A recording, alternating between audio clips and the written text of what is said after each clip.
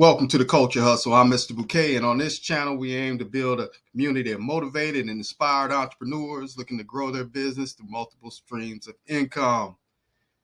Welcome, welcome, welcome. Okay, today we're going to be talking about 7 mistakes made when starting a pressure washing business. From this aspect, we're going to actually be talking about how we're using the device, the pressure washer, the surface cleaner, and all that good stuff. These are mistakes that are common. I've ran into them. I've done them myself. So tune in, listen in, sit back, relax. Make sure you don't make these same mistakes that I made. Number 1, not using the correct nozzle. When you get started off, one of the main concerns that you're going to worry about is going to be damaging the customer's property because you're using too much pressure on their surface, whatever you're cleaning for, whether it's their house, the street, the concrete, whatever it is, the curb, whatever you're cleaning for them. You want to make sure that you're using the correct nozzle. There's a range of nozzles that actually will get the job done properly without using a whole lot of pressure. That's not necessarily what we're doing. The chemicals that we apply is really what's going to cause the dirt and the grime and the mold to disappear. We want to really focus on using low pressure because it saves us in the long run. It actually speeds up the process. Make sure you don't leave lines and things like that. Also, low level pressure, get you a good surface cleaner, you're good to go. Tip number 2, we're going to be looking at the actual tips that we should be using and how to use them. That's what's important. And as we spoke of earlier, we want to make sure that we're focusing on the lower end here. There are some applications where you may want to use these higher ones, but again, distance and low level pressure is what we're focused on to get the job done. Again, that keeps us safe on a number of different aspects as far as physically, and also not damaging the customer's property. Again, make sure we focused on that. So we can move to number 3.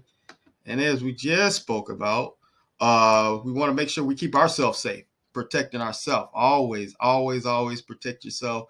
Again, this is high level pressure that we're dealing with. So we want to make sure that we're protecting ourselves. We come home the way we left. This is part of that. You want to make sure you have a mask, some goggles, and of course some gloves, some waterproof gloves. Again, any other protective gear, maybe boots that are a little bit water resistant or whatnot. This is pressure washing, so you're going to get wet. If you're not a fan of that, then this may not be the side hustle for you. Let's move to number 4. Number 4, not cleaning the surface area that you're going to be working on. This is definitely an opportunity there for us.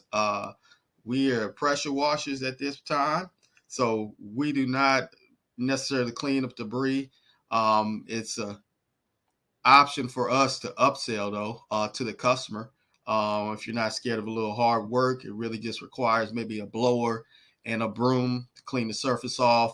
Make sure that it's free of any kind of debris. Again, we're using our equipment to do this, so we want to make sure that our equipment works when we leave, and debris can be one of the main causes and factors to damage a surface cleaner that we're going to be using, and even your pressure washer to some extent because you're overexerting it trying to clean up debris. So wasting your gas. So just get you a little blower and maybe a broom. Make sure the surface area is clean and remove everything around it. And that may even include some furniture and things like that at sometimes for the customer. Number 5, we want to make sure we're using the correct application as far as chlorinated liquid. And we also want to make sure we have some kind of surfactant. Those are the chemicals that we're going to be using. Both of those chemicals can be dangerous if applied to skin, things like that. So we just spoke about making sure we're protected. When we're dealing with these chemicals, make sure we're measuring them off in the right quantities to mix together. Make sure you're also reading the labels is how it should be applied.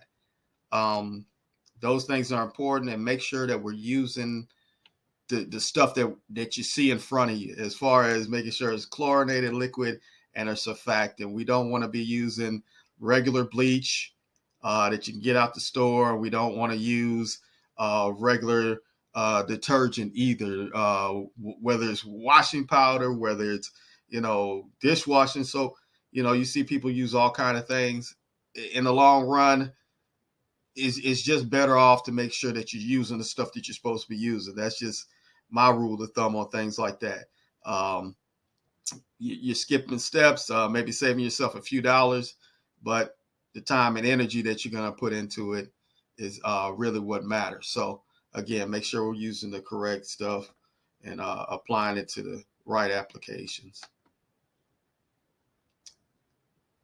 Okay, let's move to number 6. Number 6, we're looking at the pressure washer. Not cleaning the pressure washer. At this point, we're really talking about after use, as far as making sure that you're maintaining your pressure washer, whether it's being adding the oil that you need for pump and things like that.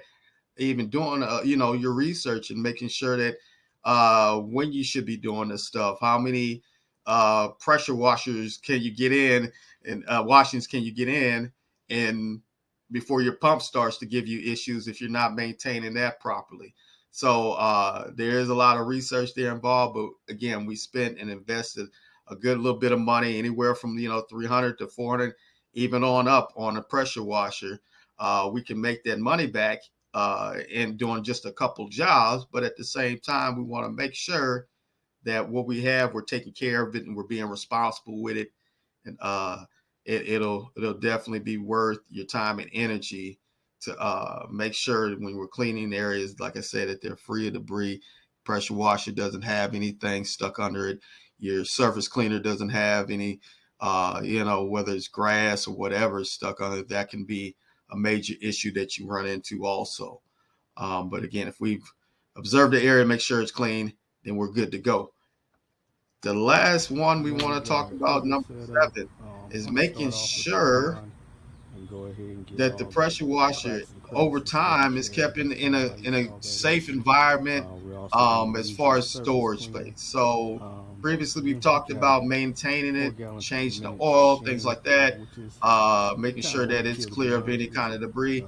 Now we're really talking about after use, and storing it. Even from your cords there, you can see my cords are all over the place, but once I'm finished, I make sure that I store all that stuff in its proper area. Get your cords, in a circle shape. Make sure that they're wound up properly. Even as far as your nozzles, your tips, they should probably have a certain place that you go to that you can access them to where they're out of harm's way and don't get lost or anything like that. Also, and when you're storing your actual pressure washing machine itself, make sure I'm a firm believer of actually keeping mine in the house. I get a lot of use out of it, and you don't have to worry about it smelling up your house or anything like that. Just make sure if you clean it off properly and store it inside, that would be my suggestion. Or if you have maybe a storage room, somewhere when you want to keep it out of the weather, out of arm's way. A lot of people store theirs outside. To each his own. I just feel like if that's the case, you just may as well just not even have a pressure washer.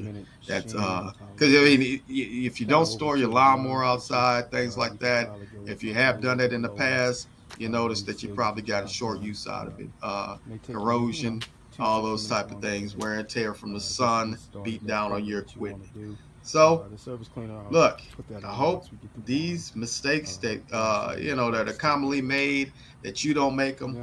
Please tune in to the channel. I appreciate you joining me. And as always, it's Mr. Bouquet. And if you guys want to find out about any other side hustles, check out the channel, like and subscribe, and comment. Let me know how we're doing.